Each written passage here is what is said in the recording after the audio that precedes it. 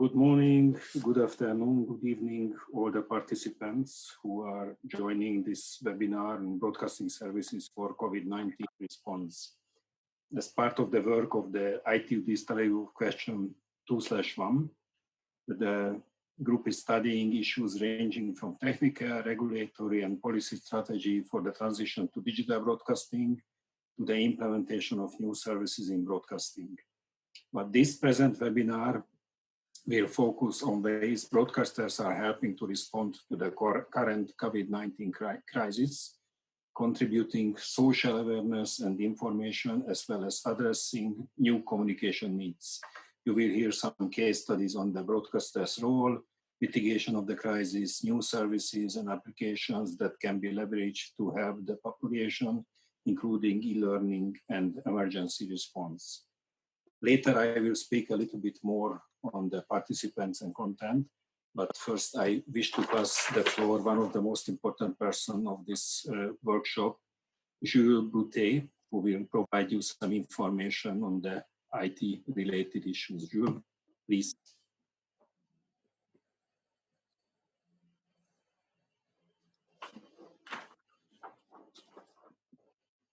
Jules, are you here?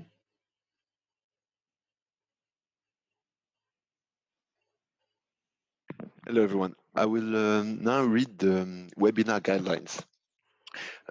So all participants and moderators in the meeting are remote. When taking the floor, please use a headset to minimize background noise and to improve the quality of the sound. Please check that your microphone and camera are muted once the meeting starts. If you would like to speak, please raise your hand through the Zoom app or write a message on the chat. The moderators will give you the floor when it's your turn. For those unfamiliar with the Zoom platform, the raise hand function is located at the bottom of the participant window. To access the participant window, click the participant button in the bottom bar of the Zoom interface. Participants will be able to unmute themselves when moderator recognizes them. Other than that, kindly make sure your microphone is muted. Please use the chat only for raising questions or making comments related to the topic or asking for the floor. This will help us to moderate this meeting. It is advisable to turn the video off and only have it on when speaking. In case of low quality, the moderators may turn off all the remaining cameras. The meeting will be recorded for report writing purposes, and the recording will be posted on the webinar event webpage. Thank you, everyone. Thank you very much, Jules. And now I ask Dr. Eunju Kim, Chief of Digital Knowledge Hub Department, Telecommunication Development Bureau of the ITU, to have opening remarks. Eunju, please. Thank you very much, Istvan. Dear ITUD Study Group Management, honorable speakers, participants, colleagues, ladies and gentlemen, greetings to you all, wherever you are from ITU. It is my great pleasure to welcome you all to this webinar on broadcasting services for COVID-19 response. This is a part of a series of web dialogues organized by ITUD study groups in the context of COVID-19 pandemic, which reinforce the ICTs or digital technologies today at the center of our work and everyone's daily lives more than ever. Indeed, digital technologies are now pivotal to keep the people and the world connected in ever interdependent or converse the digital ecosystem with the significant impacts in cross sectors from education, health, finance, agriculture to tourism. The importance and need and impact of digital connectivity and the platform have been well demonstrated and experienced through this unprecedented COVID-19 pandemic in 218 territories as of today. In accordance with the ITU's mandates, studies groups of ITU development sector known as ITUD have been making efforts to provide our membership and the stakeholders like you with the neutral platforms for sharing the best practices and guidelines on how to foster meaningful and then secure communications.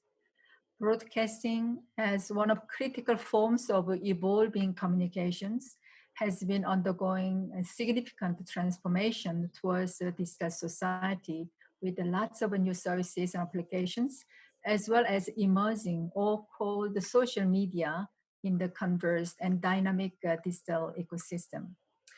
Question 2 from study group 1, led by our membership, especially a group of experts such as panels and moderator joined at this webinar today, has been studying various aspects of broadcasting, ranged from technologies, policies, and regulations to strategies like the transition towards digital broadcasting in order to implement new services or adopt the innovative media in and for the future broadcasting.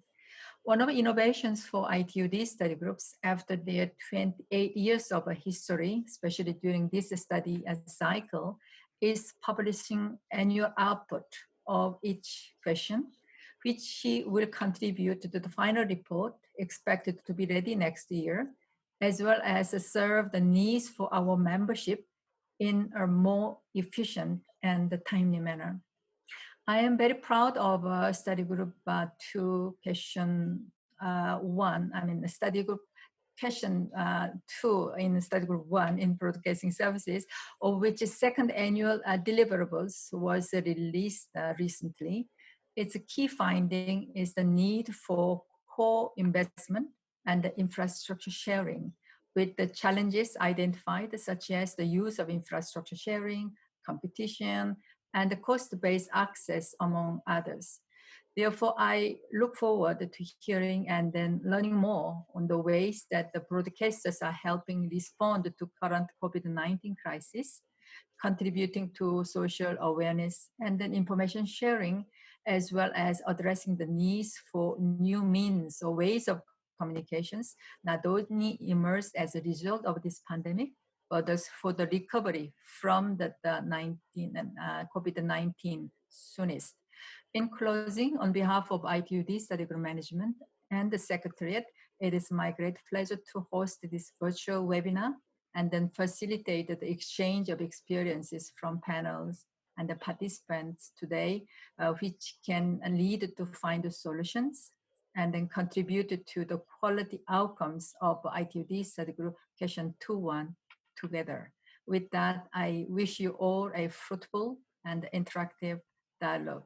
Thank you very much, moderator. Thank you very much, Ju. And now one of the most important part of the meeting is coming, because since we cannot go out in front of the IT Tower building for a group photo, so I'm asking everybody that please switch on your camera, because then Jules can make a group photo. So please switch on the cameras, or I don't know, Jules, you can switch on cameras also or not. But I'm asking the participants to switch on your camera.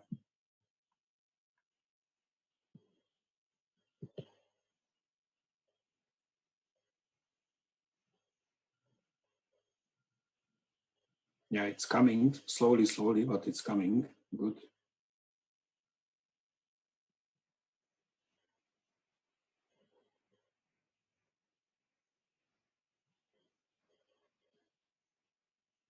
Kyung-tak, you can switch on your camera also. Yeah.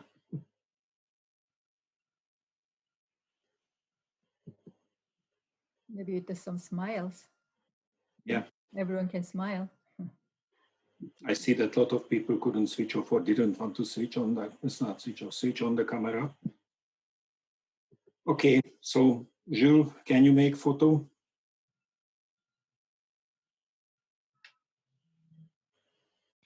Yes, thank you. It's all good. Done? Okay, so now I'm asking everybody switching off the camera except the speakers, because then we can have a better use of the resources. So just for introduction, we have 4 speakers today.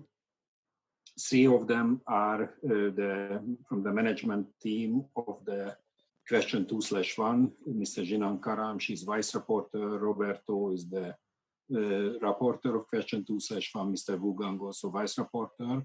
And also we have Dr. Walid Sami, who is from the EU. So the first speaker will be Ms. Jinan Karam. She is spectrum expert at the Telecommunication Regulatory Authority of Lebanon, and she is vice rapporteur of the ITUD question 2/1, and even before she was vice rapporteur when the question was still called question 8/1. She has over 30 years experience in spectrum management, involved in international organization in connection with telecommunication ICT matters, and she has experience in telecom regulations. So, Jinan, the floor or screen is yours. Thank you. Yes. Good afternoon, everybody. My name is Jinan Karam from TRA Lebanon, and I am a vice rapporteur for question 2.1. I am very happy that you have time to follow this webinar. In my presentation, I will speak about the important role of FM, radio and TV during COVID-19. Some figures and statistics will be presented to show the impact on media consumption and TV viewing, especially during the lockdown. How are broadcasters responding to the situation, and how TV was used in different countries for education and learning. Also, we will see an important role of FM radio, especially during in rural areas. And at the end, we will see what we can learn from this challenging experience. COVID-19 proves that media's value is growing. I mean by media, the broadcast media, internet, print media. But for many decades, radio and TV broadcasters have been the primary source of critical information to the public, especially during emergencies and disasters, such as earthquake, tsunami, tornado, terrorist violence, and now we should add to the list the global health crisis, the COVID-19. A very interesting report published in 2017 by ITUR really gives a compilation of many examples showing how broadcasting, especially the terrestrial platform, plays a vital role in times of emergencies. Usually in disaster situations, people seek at first not to communicate, but to be informed, to understand what's happening or what's about to happen, and then to assess whether and how they may be affected. So the outbreak of coronavirus disease has created a global health crisis that have a deep impact on our daily lives. And this is explained, the next slide, the impact on TV viewing. With people having to spend more time at home, especially during the lockdown, we have seen a dramatic effect on TV viewing on different platforms. Now I will share with you some figures and surveys done during the lockdown period.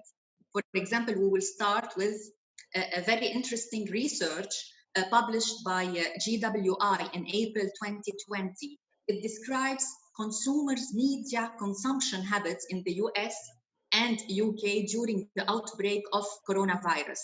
Here we can see what kind of media people, based on their age, is consuming more. For example, we can see younger generations are consuming more media than older generations, especially online videos like YouTube, TikTok. For millennials, between 24 and 37, they are consuming more content on different media types, online video, online TV, and broadcast TV. For baby boomers, between 57 and 64, they are consuming more broadcast TV. We can see 42% increase. Another survey conducted in March 2020 by Statista in 13 countries revealed that the COVID-19 had a direct impact on home media consumption around the world. Here we can see that people were watching more news coverage, and it's very normal because they need information on the coronavirus. Also, we can see here that people, they are consuming more content. broadcast TV, online videos, and online TV streaming. But here we can see also the numbers are different from country to country. For example, watching more TV on broadcasting channels in Philippines is 70%, but in Singapore it's 32%. Listening to more radios in South Africa it's 36%. In Japan is 9%. So the numbers differ from country to country, but we can see clear impact on TV and media consumption.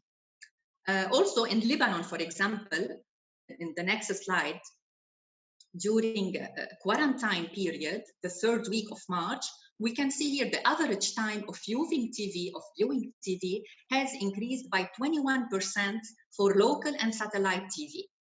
So these figures are varying from week to week, from country to country, but the impact is very clear. This is our first part from my presentation. The second part, we will see how are broadcasters responding to the situation. First, by keeping us up to date with what's happening.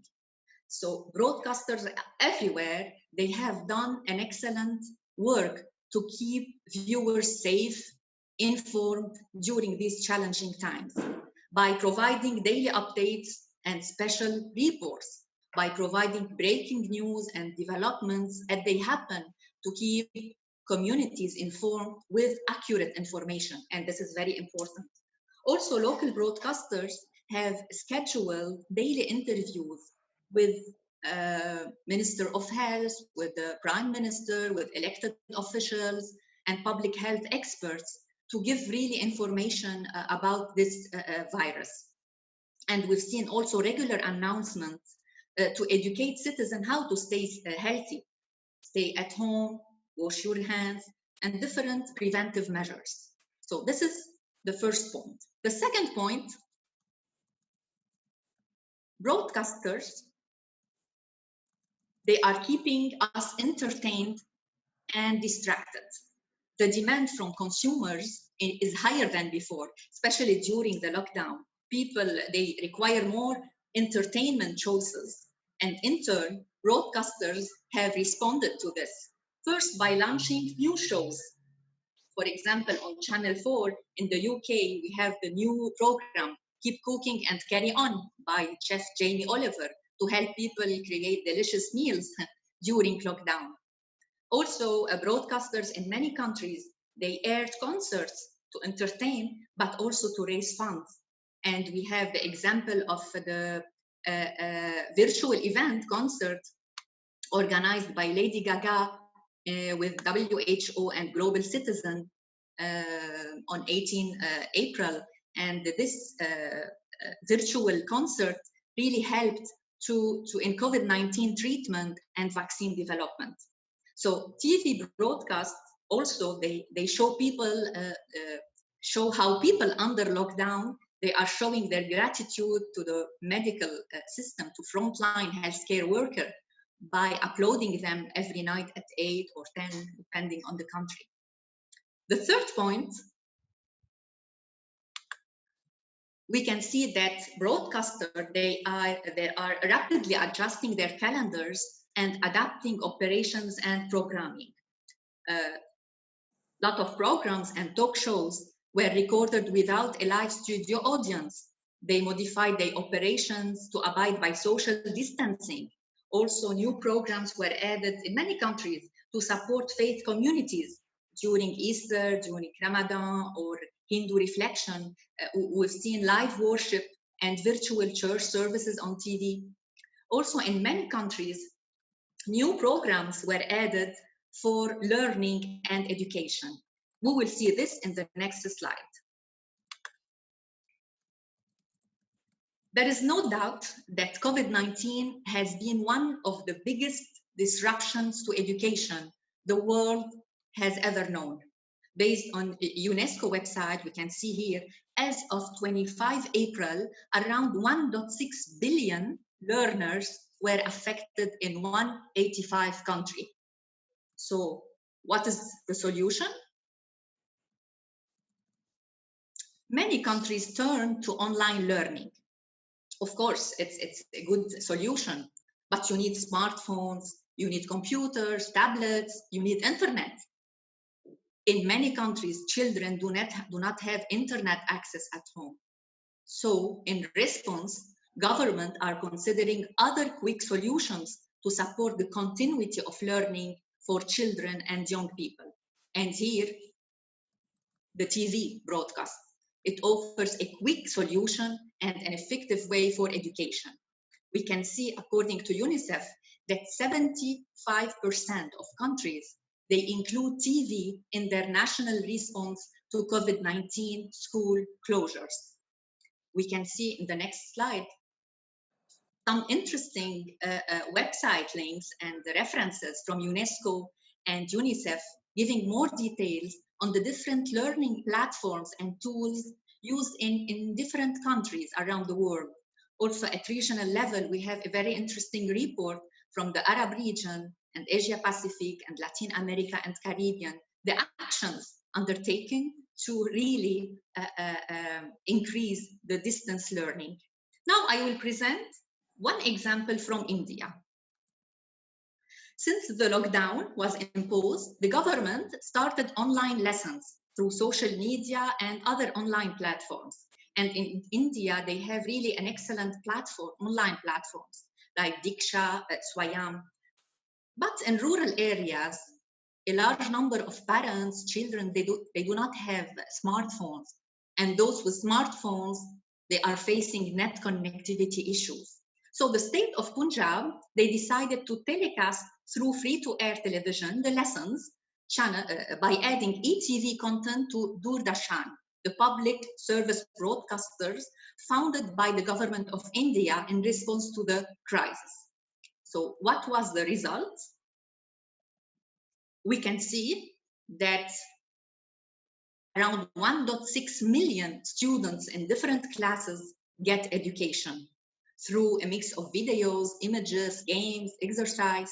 So why the TV is a good experience there? One, because it's more accessible. 2/3 of all Indian households, they already have their own TV. Also, it's easier to produce because in India, a large amount of content already exists. Third, it's easier to share. 37% of households without a TV report that their children watch TV at a neighbor's house.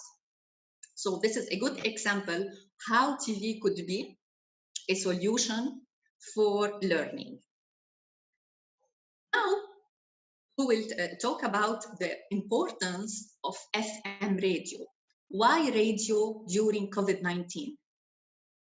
It seems that radio broadcasts, especially in rural and remote areas, are very useful to share public information, especially to the most remote populations. Why? First, it's accessible. It broadcasts in local languages that everyone can understand, even if people cannot read or write. Second, it's inexpensive. It's affordable for listeners. Third, radio is immediate. It's capable of delivering information quickly, especially during emergency. And fourth, widespread. It can be found practically everywhere, even in the most remote villages.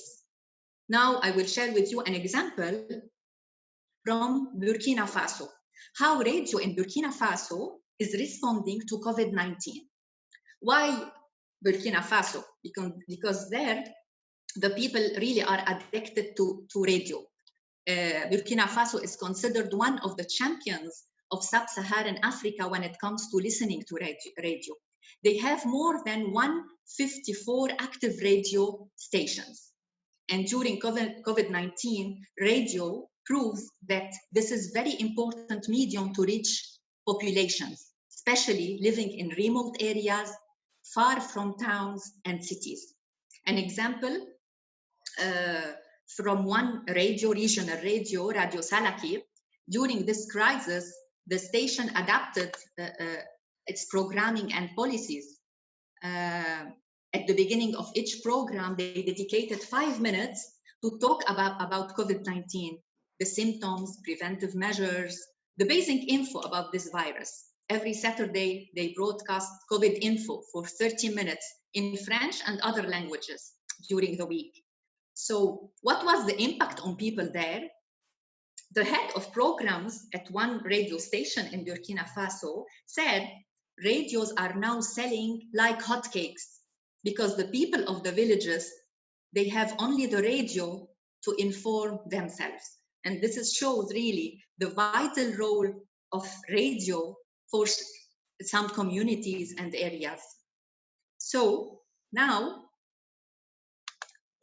what we can learn from this presentation or from challenging experience. First, broadcasters have played a critical and vital role during COVID-19, sometimes to increase our chances of survival.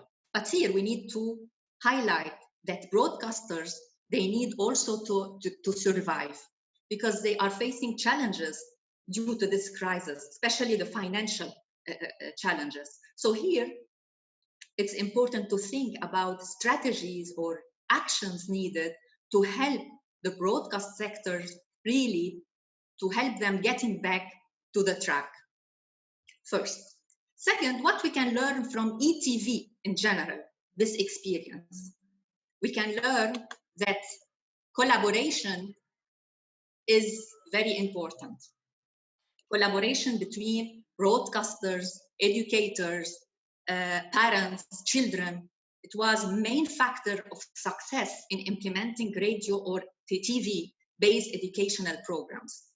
Second, after COVID-19, remote learning cannot be an option or a nice to have in parallel to the existing education system.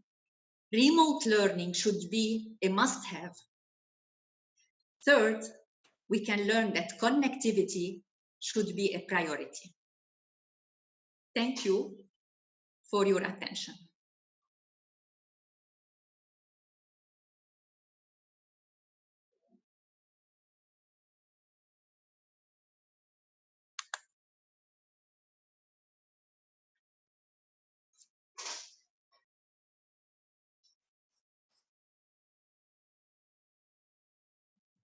Isvan, are you taking back? Thank you, Janan.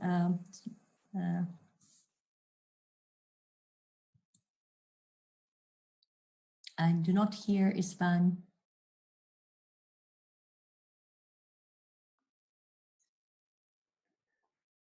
Thank you, Janan, for your great presentation. It was very informative on how broadcasters have a key role on this crisis, and how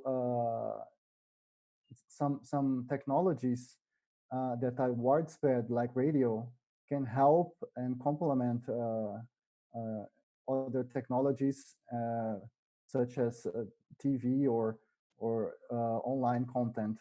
And this is critical for some communities that are far away from the big centers of some countries. The next speaker, it will be me. So, sorry, Roberto, I was broken. Oh, that's okay. I couldn't do anything. Back to you. So, Roberto, I wish to give you the floor for the next. So, just to introduce Roberto, sorry for this technical problem. He is the vice chair of the study group 1, ITUD study group 1, and rapporteur of the ITUD question 2/1. He is in active discussion on transition to digital broadcasting as reporter. Also, he's representing the Brazil delegation on several ITUD and ITUD meetings. He is now in the Anatel, the Brazilian telecommunication regulatory agency, since 2005. He's coordinating the development of regulatory impact assessment at Anatel and regulation reform.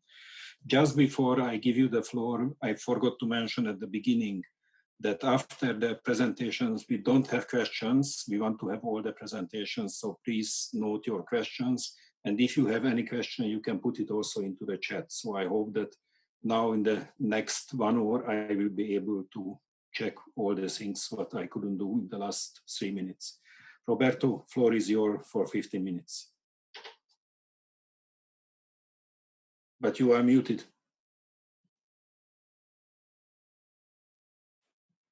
Yes. Thank you. Now you hear me? Okay. Thank you very much, Istvan. And thank you all for attending this great opportunity to share some views on very important aspects of the COVID response and how broadcasters have a key role in that sense. As Istvan said, I am involved in the question 2.1 as the rapporteur, and we are very interested in assessing how new services and applications in broadcasting are impacting the broadcasters and other content distribution service providers, and as well as how these new services can help and are helping on the COVID response. So my presentation will be divided in two parts. The first one giving an overall context of how these new services and applications are in the context of distribution of content, and another part that deals with how these new applications are helping on the COVID response. So we first begin with the overall context. We see broadcasting evolving and undergoing lots of transformations. From the user side, there are a lot of new experiences in accessing audiovisual content. Users no longer have only the traditional media services and applications, such as live TV. There are several other options of accessing content and getting information from this content, and the experiencing of interaction with content is also changing the way people watch audiovisual content in their broadcasting services. So there are other offers and other ways and other platforms, and all these combined makes the scenario or the environment different from some years ago, and broadcasters are reacting to these new opportunities, implementing a myriad of new services and applications, and specifically these new applications and services are becoming a new trend, which has the potential of changing entirely their business models on content distribution. But these new business models do not restrict only to the broadcasting arena. So we include also other platforms, for example, the broadband networks, which can be integrated with the broadcasting content to have a more complete and seamless experience to users. And this is not only seen in developed countries. We see the emergence of these services in developing countries as well. And the question 2.1 is dealing with this new use cases and best practices from countries what were received on that sense. And I wanted to highlight also that there is a huge potential of achieving the SDGs by means of these new services and applications, which will benefit users by interaction and more diversified content and access to content, more diversified offers of entertainment and information to the viewers. And in this scenario, we see emerging other stakeholders and actors in the television industry. We see carriers, internet enterprises, and terminal vendors as being three key new stakeholders and actors in this industry, along with broadcasters that are also evolving and changing to cope with this new environment. All these forces, they are competing to have the attention of the users and the viewers and the first contact with them. So, for example, a terminal provider that has a mobile phone wants to also get the attention of the user in viewing content and accessing platforms that deliver content and that have this seamless experience and interaction with the audiovisual content. And the other forces also are doing the same. But each of them has their advantages, and the key message here is that each of these actors can complement one another to the benefit of the user. And we're seeing in the next slide some insights about that.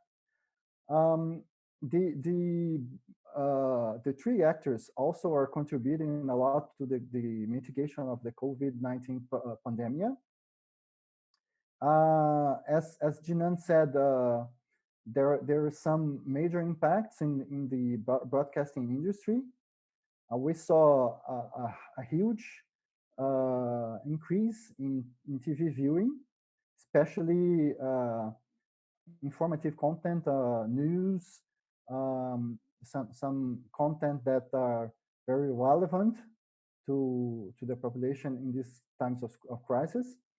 However, it can be seen also some impacts in ad revenues because of the diminishing economic activity of several other industries. So this is reflected in broadcasting as well.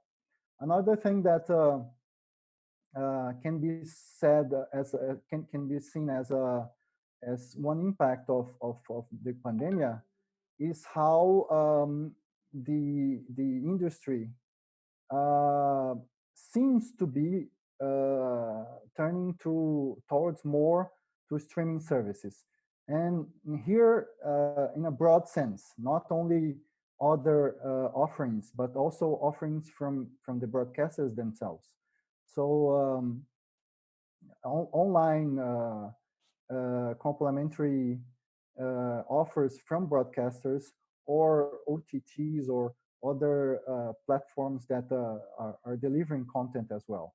This all are things that we're seeing. And this can have a potential of changing how these different actors evolve their service offers and their strategies.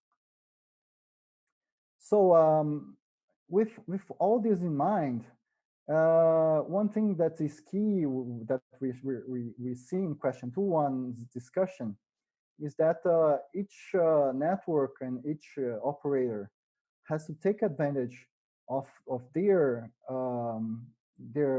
advantages and benefits. For example, broadcasters have a very reliable and well spread platform and network And this is very beneficial to content distribution. Other platforms like broadband or satellite or whatever network that we think about can be also good as a means of delivering and distributing audiovisual content alongside with these new services.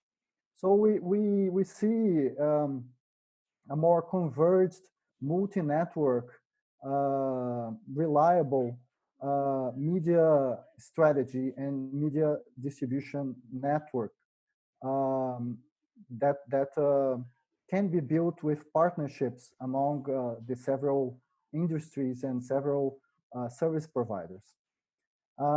We also see that broadcasters um, are optimizing their traditional broadcasting services, providing more high quality video and audio, coordinating among these platforms, for example, to have integrated broadcast broadband applications and services, to use all these new opportunities and new platforms to the benefit of delivering content. And this allows for a more smooth service experience from viewers, which will have all sorts of platforms to have their content accessed. Sorry, Roberto, you have still 4 minutes. Okay, I'm on the way to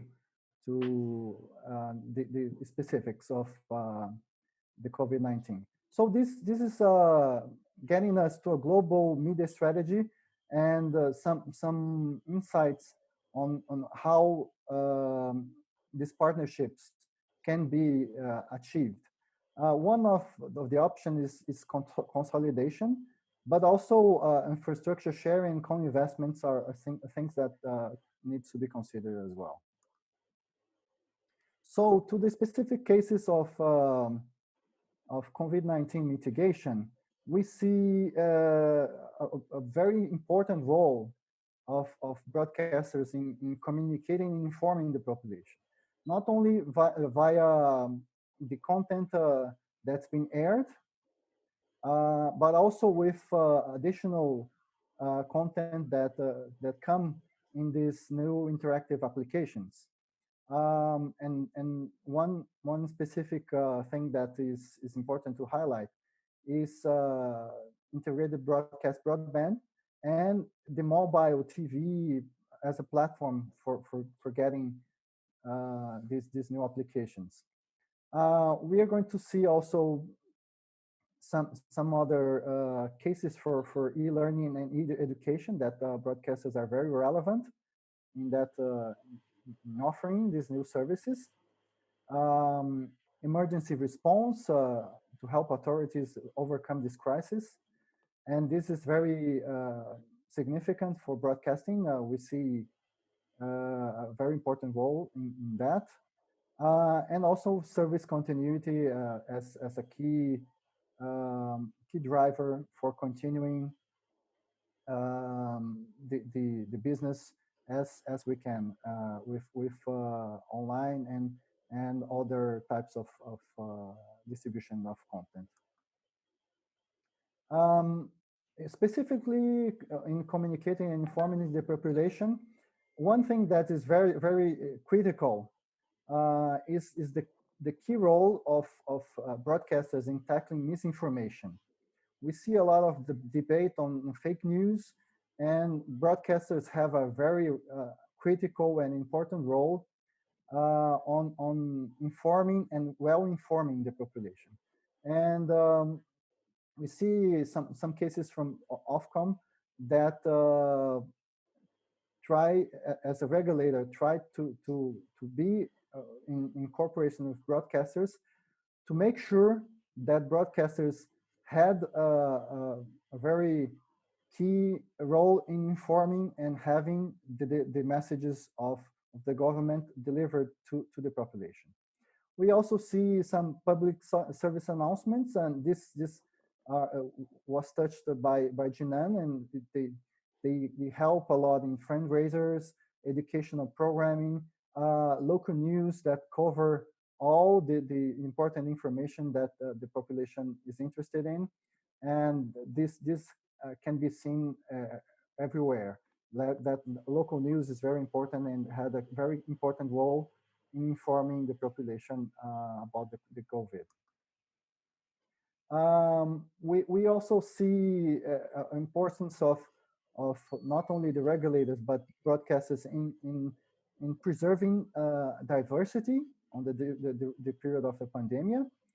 So with lockdowns that people could not go to theaters, to the movies or to shows, this is an important means of having people entertained in their households, and in Germany, for example, broadcaster was considered an essential service for one of the reasons is informing and having the messages being communicated to people, but also for entertainment. People need to get entertainment in their homes as a part of life. The life continues in the pandemic, and culture and education are critical for allowing people to feel safe at home. And this was seen in France as well, that some release windows of content was relaxed, the regulations were relaxed, and also in Spain that TV channels, private TV channels, had some incentives from the government to do this, to communicate to the people. Sorry, Roberto, last minute. Yeah, last thing that I wanted to relate to everybody is how question 2.1 can be of use of the membership. And one example that we brought here is the annual deliverable that was mentioned by Ms. Kim, that is available on the ITU website, which deals with all these concerns, and specifically tackling the transition costs, but also the costs and considerations related to that on new broadcasting services and applications. The document tackles both perspectives, allowing for more discussions on question 2.1 at the final report on how this new environment affects the costs and the cost structure, and how investments can be done in this new scenario. I put here, I didn't put the link specifically, but it's easy to find in the ITU website. And I thank you all very much for this opportunity. And back to you, Isvan. Thank you very much, Roberto. Now we have the third presentation. Again, just back to my previous remark that if you have questions, please note it for yourself. And if you have something, you can add also to the chat and we will discuss later. So the third speaker is also from the management team of question 2/1, Mr. Wu Gang from QFA Newman. He is from China. He's an expert member of several industry organizations. He's Secretary General of the Advisory Committee of the Edge Computing Consortium. And in the previous work, he worked in Tibet for the GSMR project, where they installed highest reliability and highest altitude networks. It's not the high altitude platform, it was the GSMR network. So, Newman, floor is yours.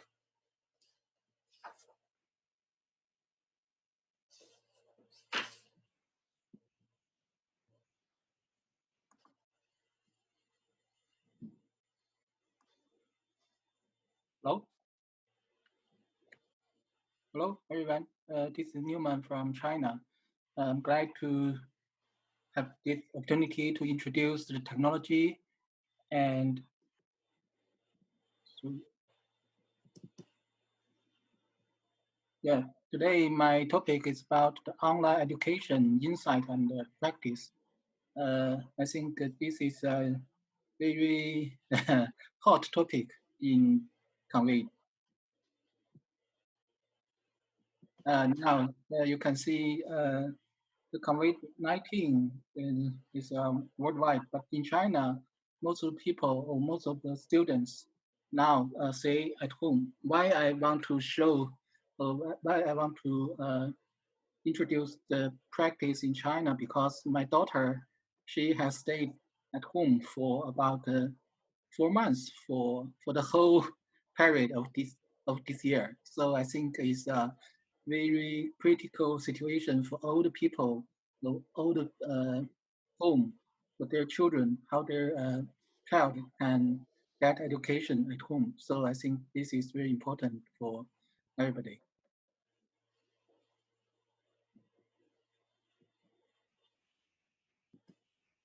And this is some background in China. You can see from January to March, most of the case in Wuhan, you can see many people there. They are stay at Wuhan, and all the people in China almost stay at home from the whole February. And then after the winter vacation of school, most of the school has their classroom online. So this is some background in China.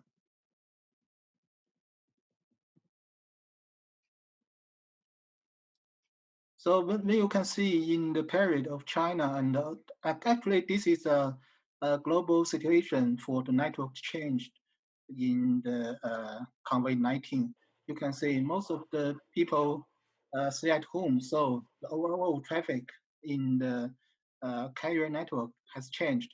Now the IMBB, because usually the people use a mobile phone in their office and in the metro or in the bus, but actually in the COVID-19, most of the people stay at home, so the fixed line, the fixed broadband increased about 1/3 of the whole traffic, and the IP network, so that means the backbone for the network increased accordingly about 1/3 all the traffic.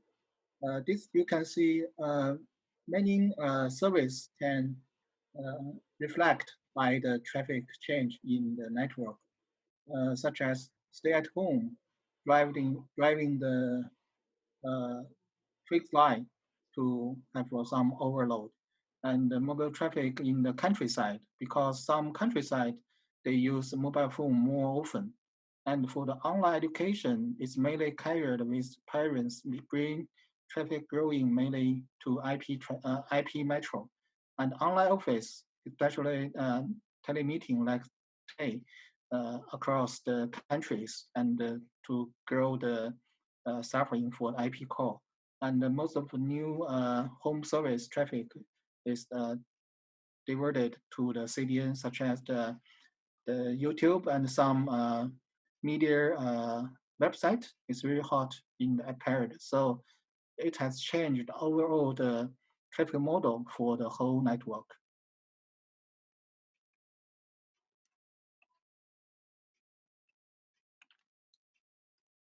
Yeah.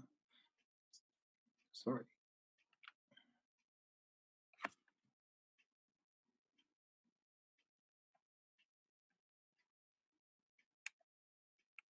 There is something wrong with my.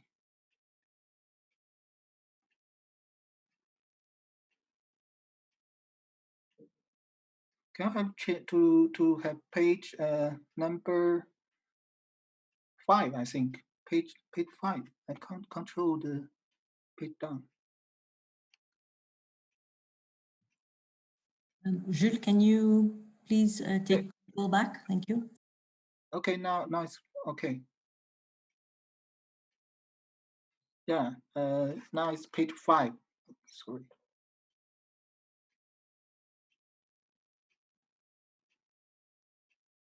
That's page 5 for the video service. Video-based service now is the main application at network.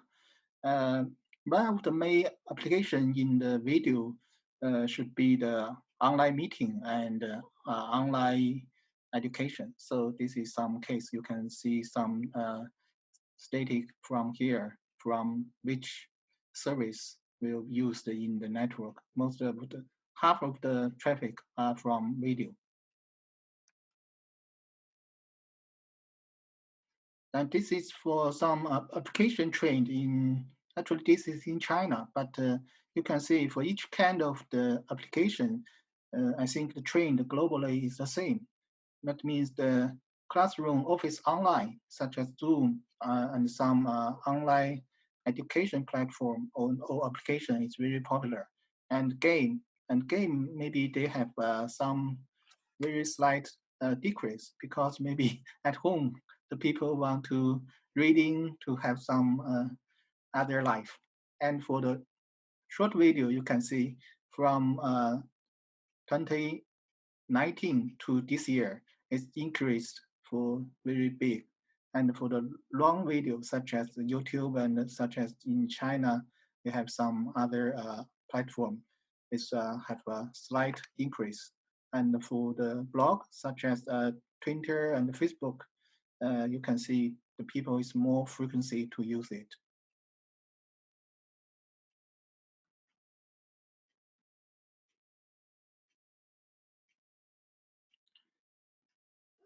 Yeah, so in China, most of the education is from the 学思. It's a online platform for education, and for this, for like a bird, this is actually online office application in China, and some other is some application in China used for the online video for different kind of content.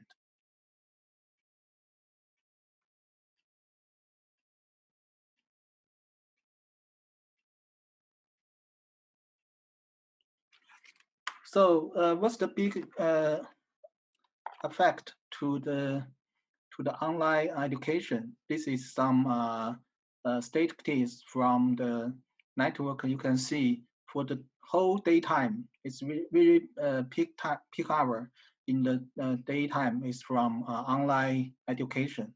So I think for the online education now in China, about half of the daylight traffic to the carrier network and to the IP network and to the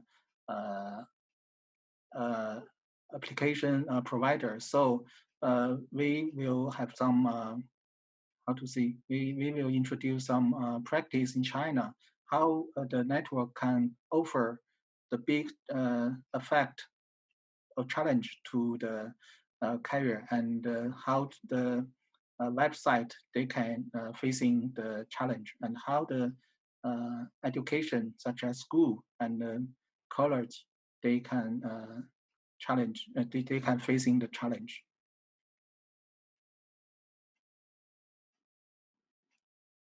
Yeah, this is we have four kind of the challenge for the teaching and learning during the education disruption of COVID-19. The first is connection, because in the first part, we have introduced many connection problem for the online education. And second, how we can build up a good online platform to make the old people can connect and then they can have access to the classroom. And third is the cost resources, because before most of the people or most of the students, they will learn from offline. And now if you want to introduce my classroom to the website or to the online education, you need to create some resource and you will need some tools and other capacity, yes. And yeah, this is the capacity building, because how we can manage the online education as a daily network as a daily application, because before the online education is part of the how to say, that should be belong to others to the education, but now it's mainstream of the education, especially this year.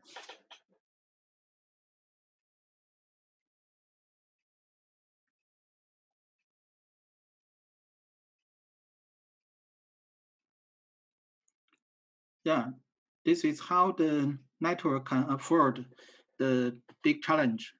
You can see because most of people, most of the audience today, maybe you come from the information minister of your country.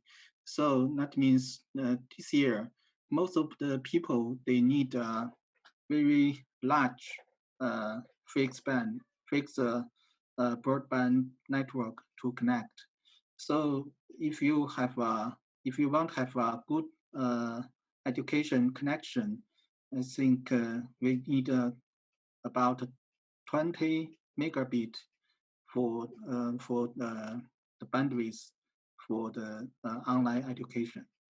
So this is some case from Huawei. We have some research in this part.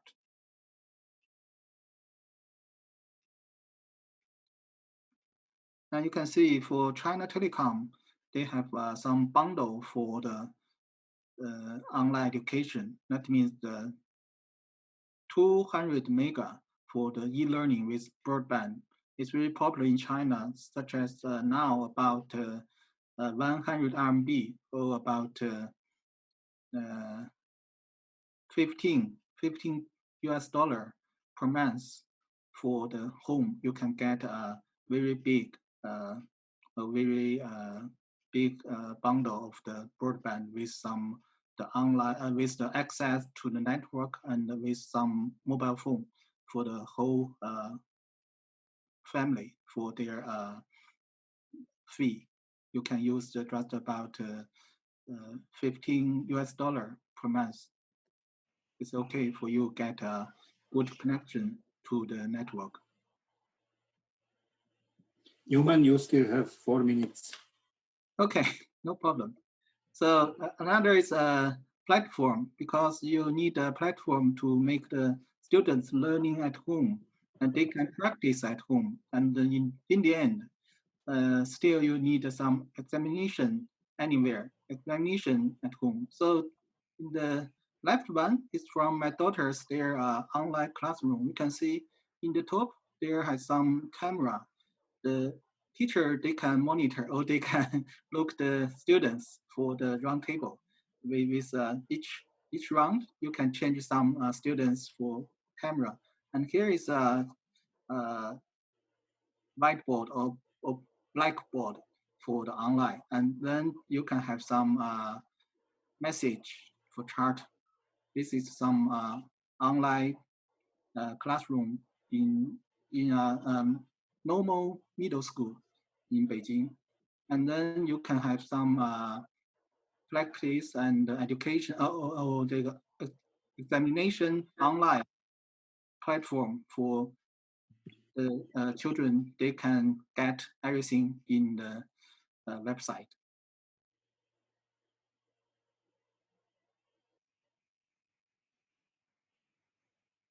And this is the main requirement for the online education platform. The major is audio, video, and AI, because you need a video and audio to make the teacher can present their class. And another very interesting is you can use AI to analyze how they like it or they don't like it, or how we can prove it. So this is very important for online with AI to analyze the online education.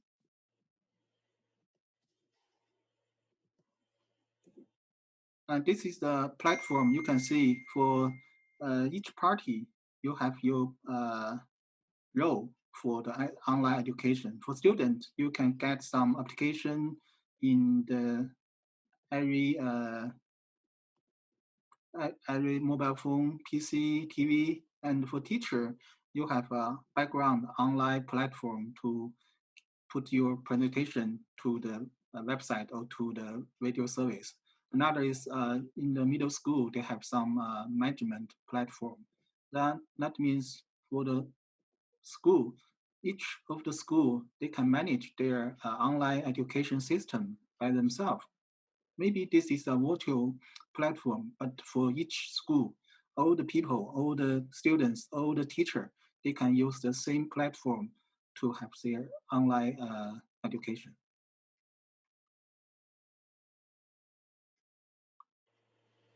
Yeah, this is some opportunity for the carrier. You can see for carrier, for China Telecom, for China Unicom, even the cable TV, now they have some channel to students. They can introduce some school class in their platform from carrier and from cable TV supplier.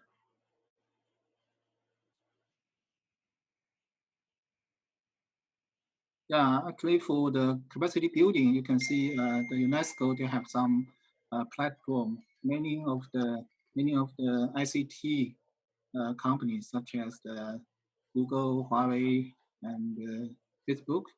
And this is Beijing Normal University. They are focused in the online education.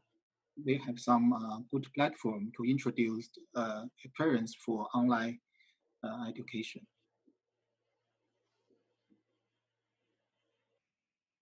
So this is some summary for the key success factor to online education for educator and the students, and maybe for the governors. So we think for if you can get a good online system, you need a good cooperation or collaboration with partners such as the ecosystem for students, for the ICT company, for the government, or for carrier. You need to work together to provide a good ecosystem to the online education. Another is you need to keep the learning never stop, and the carrier is a major job for make the online or everything can be connected.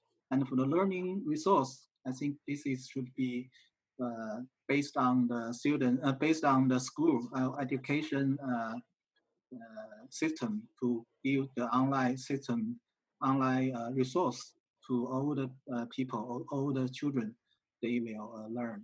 Another is you need to keep, such as for the capacity building with some experience sharing to share and improve continually with the online platform for education.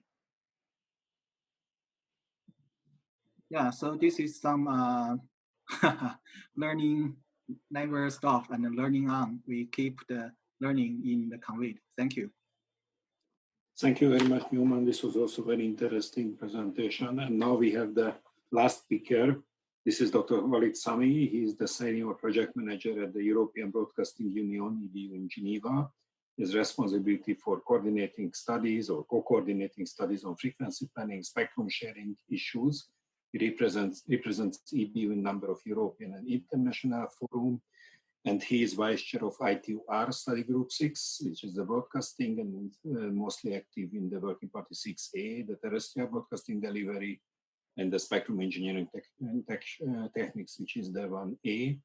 And he is working also close cooperation with our sector, with ITUD. He has his doctorate from physics from Supelec. So, Walid, the floor is yours. Thank you. Hello, everyone. Yes, thank you. Jules, can I have the control, please?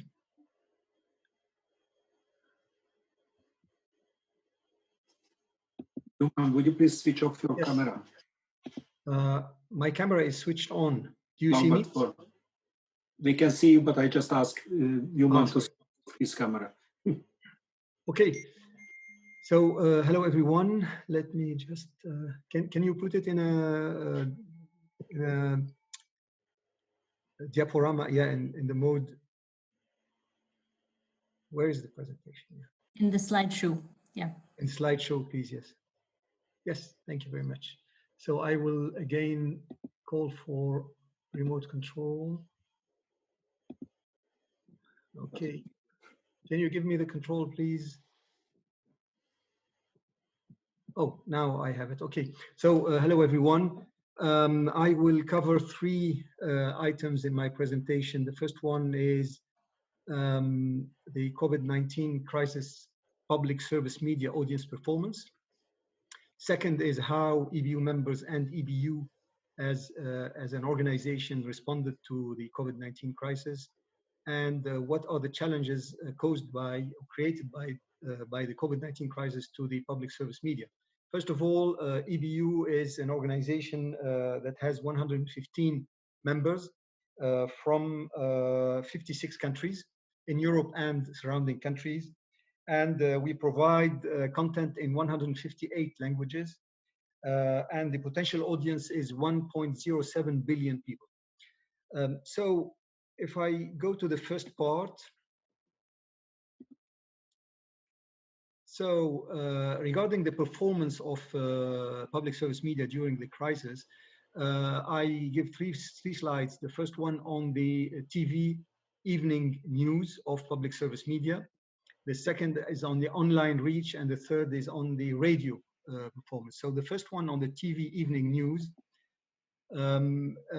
What is shown on the screen is are the daily average, the average daily viewing share in percentage of viewers in Europe, and this is the share of public service media for the evening news, and they are grouped in demographics. So you have all the figures first of all, and then you have between men and women, and then you have the age categories. So the figure in the box, the green box, is the increase between the first quarter in 2019 and the March 2020 figures. As you see, all the figures are positive or increase, and the most noticeable is the youth figure, the demographic, which is between 15 and 24 years old, which increased by 44% to listen to the TV news,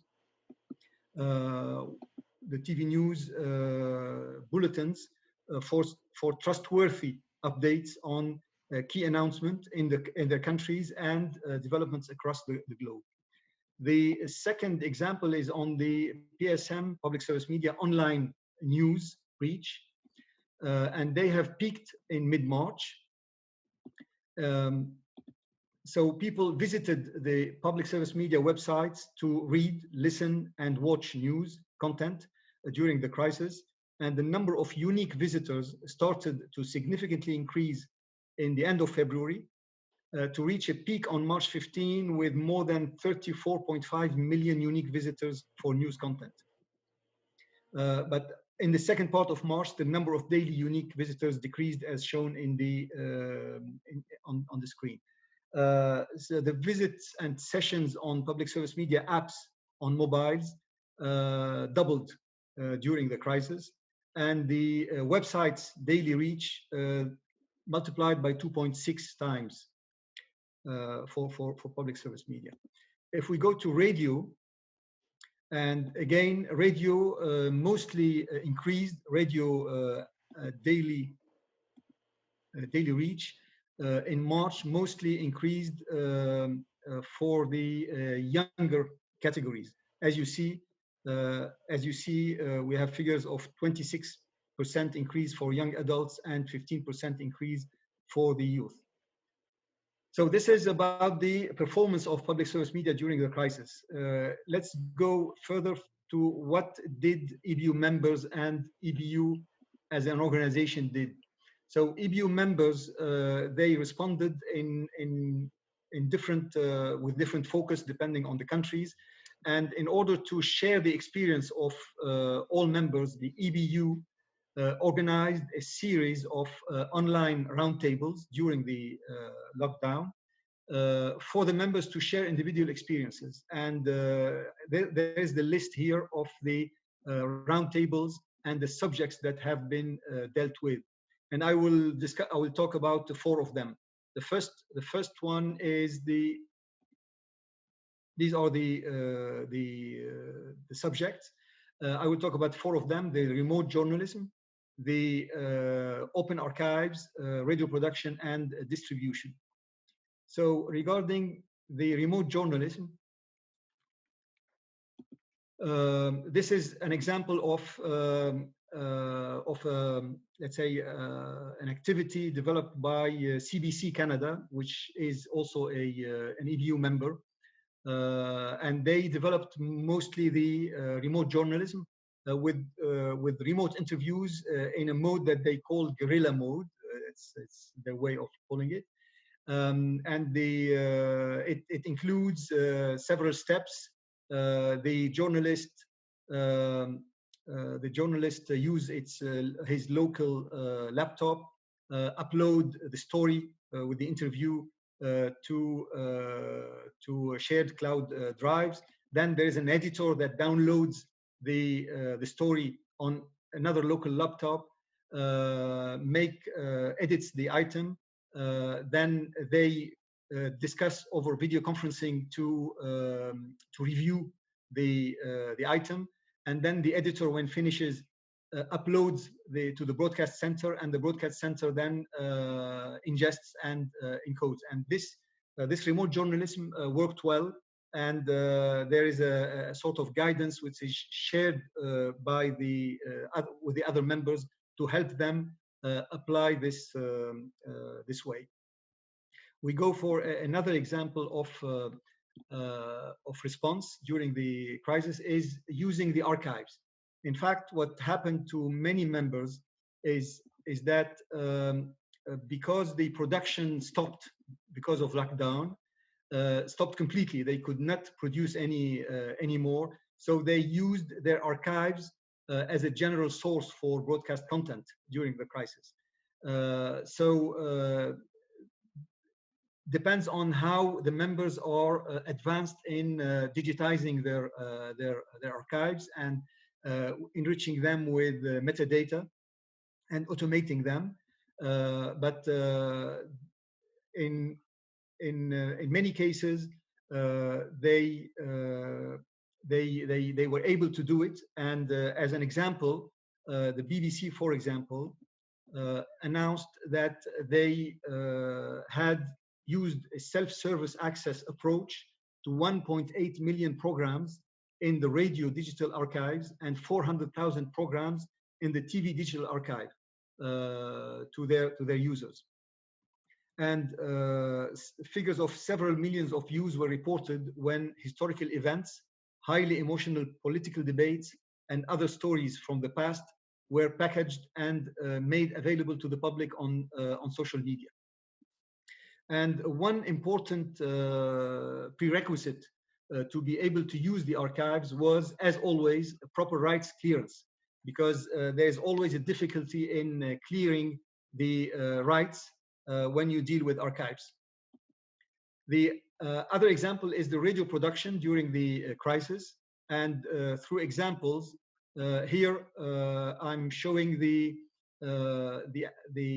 backpack system developed by Swedish Radio as a sort of moving or mobile one-man radio studio, and it has great interest in other members, creating a more portable system for contribution over consumer mobile networks. So they don't use specific links, but they use the public mobile networks. The other example is from Rai, Italy, where they continued to produce their radio programs to be always there with all the required health, let's say, conditions. The third and last example is the NPO from Netherlands, Radio 2, which produced a first online festival produced using YouTube. And they produced 12 live performances during the evening with 2 songs from each artist's own channel. And this was a major event, much appreciated by listeners. And it was a way of demonstrating support for the musicians at a period when normal live performances are no longer possible.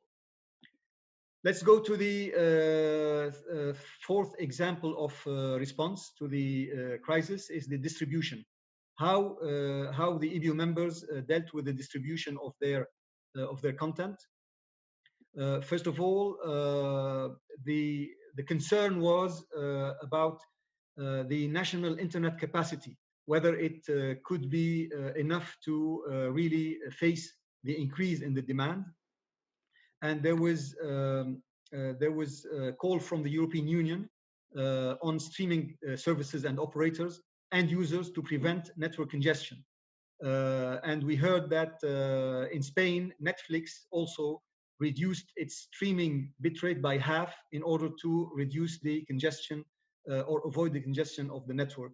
And EBU issued this recommendation, and you have the link, I think you will have the link on the PDF file that will be distributed, which gives strategy for adapting streaming quality during times of crisis to avoid broadband network congestion. Another response was the use of the broadcast network itself. The broadcast, not the broadband one. I mean TV, terrestrial, and satellite, and radio as well. They don't suffer from any congestion, and therefore they are best for linear. However, there has been changes and concerns about the planned changes to the broadcast network. For example, in Europe, we were in the end of the 700 megahertz band release, and because of the lockdown, the changes in the frequencies in the 700 megahertz band were stopped because of the crisis. Now, the broadband distribution, we were afraid that there will be much congestion. However, in Europe, at least, the broadband networks have been highly reliable. However, as the use of the broadband network increases, the cost of CDN increases also for the broadcasters. And some PSM, some EBU members had to reduce their video quality in order to reduce the cost of the CDN. Now, what are the challenges that public service media will face even after the end of this crisis? There are short-term costs because the production has been disrupted. So there is no production anymore of drama during the crisis, no production anymore of sport events. And there's a financial impact because the advertisement has stopped, and some of our public service media, they have complementary income from advertisement. And also EBU as an organization has suffered from lack of income because the coverage of the sport events from our subsidiary, which is the Eurovision Services, has stopped during the crisis. Now, there are long-term possible challenges and problems, which are the public service media funding, because you know that all the economies in the world are suffering from the results of the lockdown, and because public service media relies in many cases on the license fees and on taxes, then the crisis of the economy will most likely also affect the funding. So we have a big challenge to face here. Now, for more information on EBU and with lots of figures as those that I mentioned, you can visit our corporate site website. We have the Media Intelligence Service, you have the link, and we have the Technology and Innovation website where you find also information about how we faced the crisis. And the list of events are also mentioned here. With this, I think that's all. Thank you very much for your attention. Thank you very much, Walid, for your excellent summary. So now we have the end of the presentations.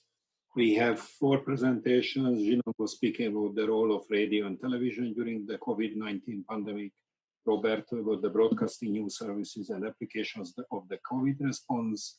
Newman spoke about the technology against pandemic, the online education, and we just finished the presentation from Walid, the experience of European public service broadcasters during the COVID-19 crisis. In the chat, I saw some interesting case studies from Ghana, Ethiopia, also Thailand. So I'm recommending you to check the chats, but I'm sure that maybe Roshin can confirm that some of the comments in the chat we can put also on the website later, because this is useful for everybody. Now you have a chance to have questions to the speakers. If anybody wants to have a question, please raise your hand. If you go to the participants on the right-hand side below the list of participants, you can see something that raise hands, and then I can give you the floor. Is there any question?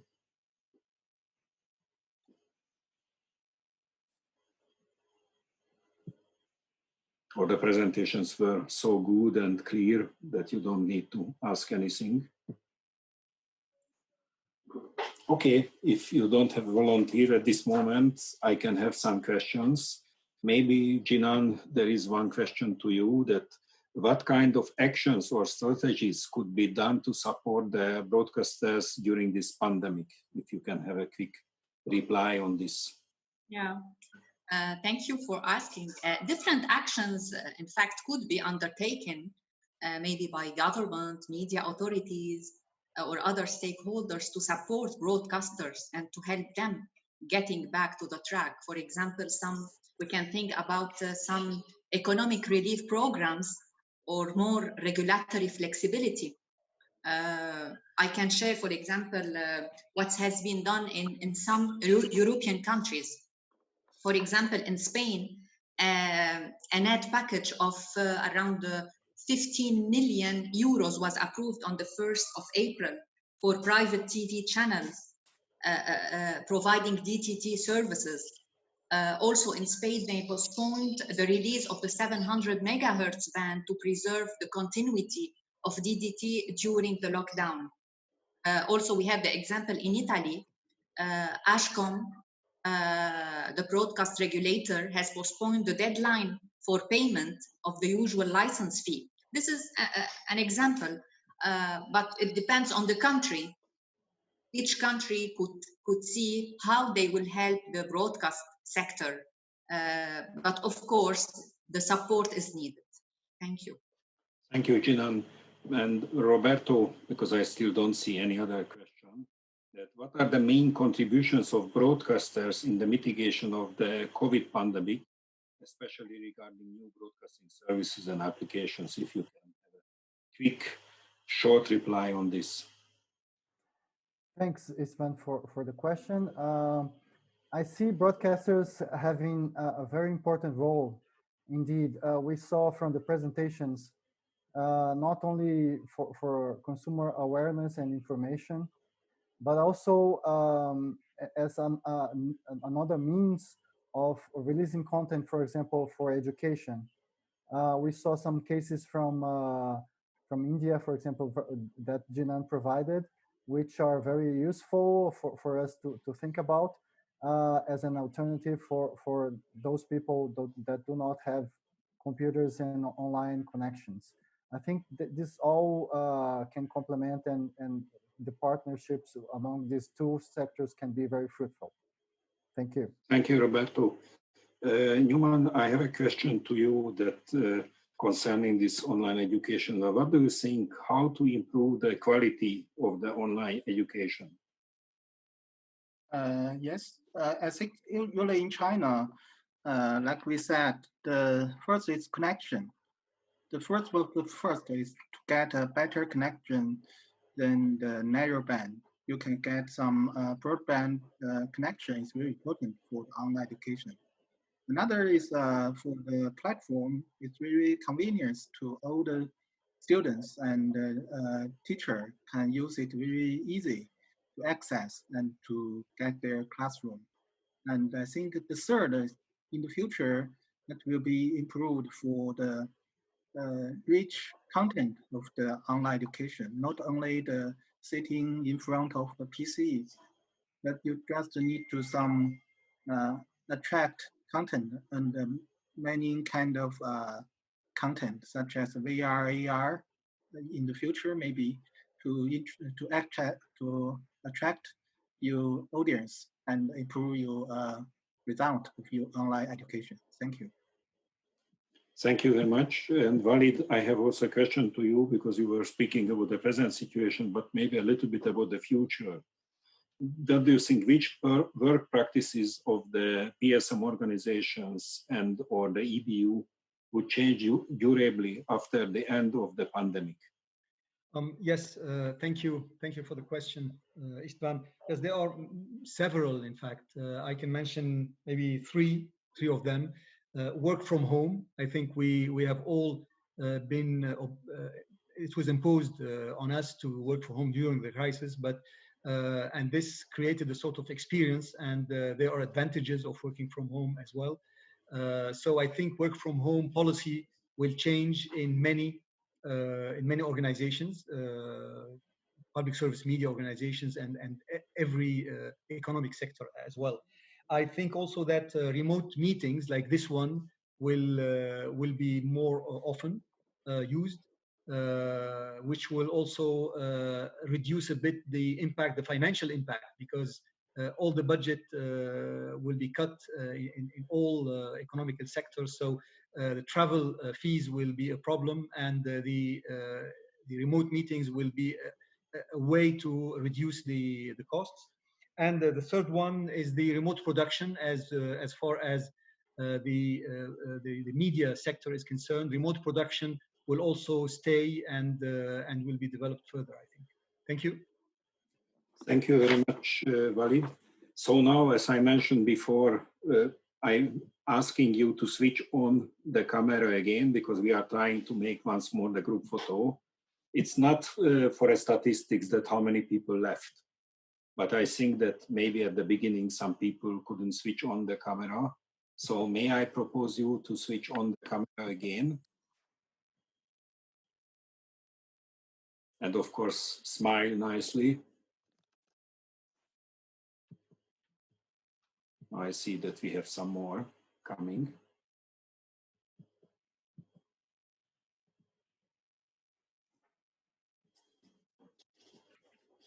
So, Jules, will you try once more?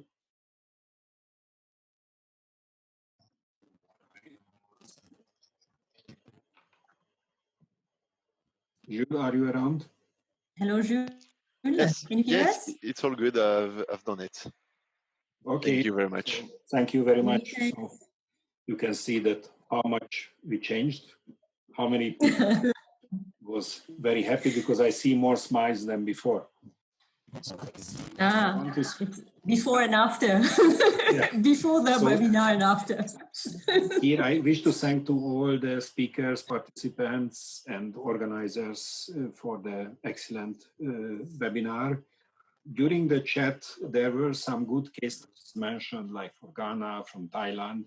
So I just wish to ask those people who submitted it to the chat if they are ready to provide a contribution for the next meeting of the ITUD study group /1. And it will be in September in this year. So I think it would be nice to have these presentations during the meeting, because maybe we can have a little special chapter in the report that activities for COVID, and it's not just COVID, because Jinan, that there were also some issues when it's emergency cases, I think systems can have. So thank you very much once more. And perhaps maybe Roshan can say when is the deadline for submission of the documents or contribution, so they can be better reflected. Yes. So the deadline for submission of contributions is the 6th of August. If you request translation. So, and it would be great to have also references to URLs that may exist that you're referring to when you're providing us this information, and that you can submit even by email to us earlier on. Great. Thank you so much, everybody. So it was nice. Have a nice weekend. Okay. Same to you. Thank you very much. Okay. Thank you. Bye to everybody. Bye. Thank you.